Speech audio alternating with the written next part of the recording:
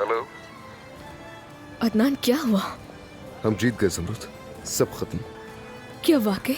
अब्बास को जेल हो गई है। अब देखना वो कभी बाहर नहीं आएगा। उन्हें वाकई जेल हो गई? अल्लाह शुक्र, शुक्र है अल्लाह तेरा। उफ, बहुत शुक्र है। मैंने तो उनसे बहुत कहा अच्छा था ना कि लगा। मैं उसे बचकर नहीं निकलने दूंगा।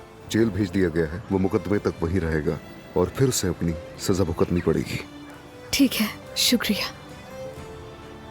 या अल्लाह तेरा बहुत शुक्र है, तेरा शुक्र है अल्लाह। मजा आ गया मुझे तो। अब हम अपनी हवेली वापस जाएंगे।